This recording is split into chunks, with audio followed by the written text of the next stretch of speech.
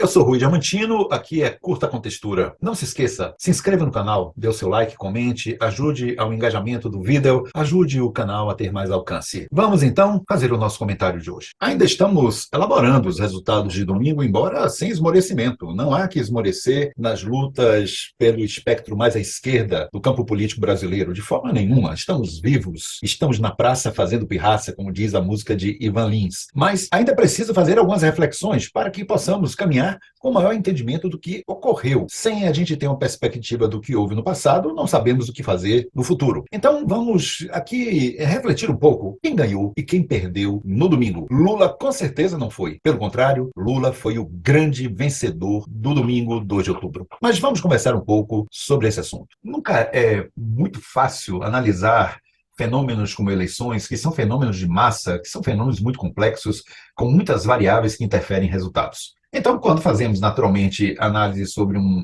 tema como resultados de eleições e quais são suas possíveis causas, sempre estamos às voltas com, digamos, recortes da realidade. E se a gente conseguir delinear e dar borda a esses recortes de realidade, já será um passo para elaborarmos alguma compreensão razoável sobre os resultados do dia 2 de outubro. E aí a pergunta é, quem foi que perdeu? Ou quais foram os perdedores dessa primeira rodada da eleição de presidente no Brasil? Alguns dizem que foram os institutos de pesquisas. Não, talvez não. Talvez tenham acertado, infelizmente, para o patamar mais baixo da margem de erro de Lula. Infelizmente. Poderiam ter errado para mais, não é? Mas estava dentro do previsto, 48,5%, não há do que reclamar. Mas erraram naquilo que seria para a margem a mais de Bolsonaro. Poderia ser um erro, mas vamos pensar que Bolsonaro estava entre 36% a 38%. A margem máxima de Bolsonaro, 38%. E aí, talvez tenha sido subestimada essa margem máxima, onde deveria ter o seu patamar, o atual ex-presidente. E o que a gente vê foi um movimento, pelo menos coincidente, de votos que saíram do Ciro para encontrarem um pouso nos votos do Bolsonaro, que o colocou nos 43%. Mera coincidência? Provavelmente não, porque no campo da estatística, no campo da matemática, não existem coincidências. E a gente observou que o Ciro, infelizmente, acabou fazendo uma espécie de antipropaganda para Lula e uma certa propaganda silenciosa, às vezes não tanto, para o próprio Bolsonaro. O fato é que Bolsonaro chega com 43%, o Lula com 48,5%, bastando ao Lula apenas 1,5% mais um para ser eleito no segundo turno, o que muito provavelmente acontecerá. Mas quem sai derrotado neste pleito? Ciro Gomes. Sem dúvida, o Ciro Gomes sai tremendamente derrotado. Primeiro porque empenhou-se numa campanha ignara, muito mal pensada, muito mal conduzida, de ataques que beiraram realmente o que poderíamos chamar de uma baixaria e com altos traços de traição às causas que seriam da esquerda, como ele quer se identificar, embora saibamos que a esta altura dos acontecimentos, Ciro não pode ser considerado de esquerda de forma nenhuma. Toda a esquerda deve se reunir em torno de um nome que, no mínimo, pode ser considerado de centro-esquerda ou progressista, como é o caso de Lula, embora Lula possa ser considerado de uma esquerda moderada. Mas atacá-lo e tirá-lo do jogo através de rasteiras e pensamentos e acusações infundadas para alguém que se arroga um lugar de advogado, de conhecedor das leis e de professor, realmente chamar Lula de ladrão e de desonesto a essa altura dos acontecimentos é, no mínimo, uma temeridade. Mas Ciro Gomes sai pequeno. Ciro Gomes sai com 3% abaixo de Simone Tebet, que cresceu na visão dos eleitores, na visão daqueles que desejavam a terceira via, e Ciro afundou. Afundou em diversos níveis, inclusive no contexto político e no respeito político. Mas o parlamento que foi eleito também causa uma derrota sem tamanho e ainda inavaliável, mesmo que Lula ganhe as eleições no segundo turno, mas para o caminhamento da democracia, da economia, da vida social, ou seja, do atendimento às demandas da grande parte da população, recebeu um golpe terrível, uma verdadeira derrota. O povo pode ter votado em Lula, mas escolheu caminhar para a direita, aproximando-se muito da extrema-direita e favorecendo um maciço Congresso que está em favor das elites financeiras e de todas as formas de elites do país.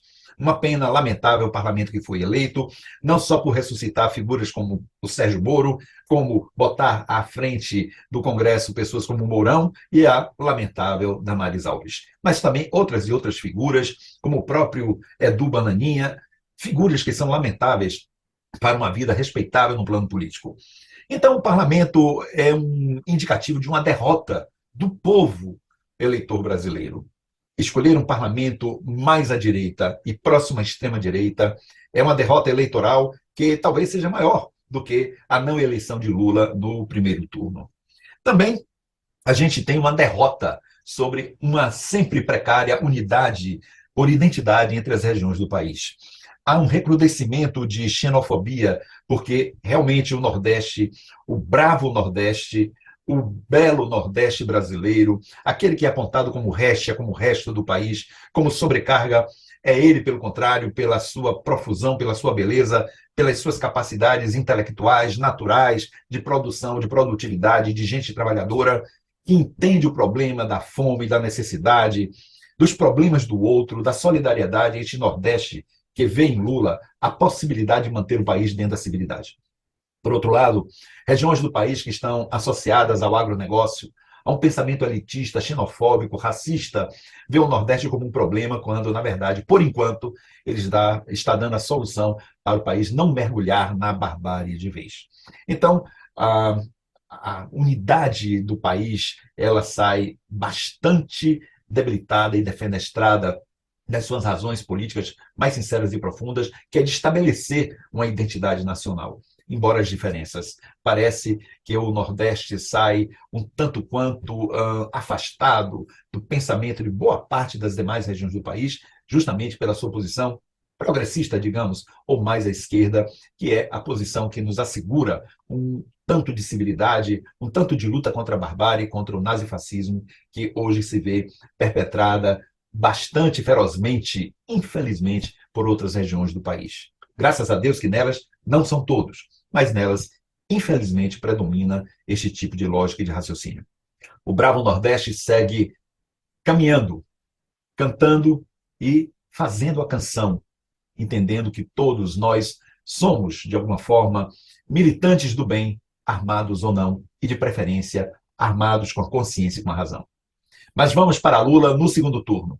E com este 1,5% que precisamos para mudar, pelo menos, o grande plano de gestão brasileiro, ou seja, um nível mais alto e mais elevado que se tem, que é o de presidência da República, tentando reconduzir o Brasil novamente para uma condição de república, e não para deixar o Brasil como sendo uma anárquica, no pior sentido, nação levada à frente por um anarquismo frente ao Estado democrático de direito que nos envergonha perante todo o planeta.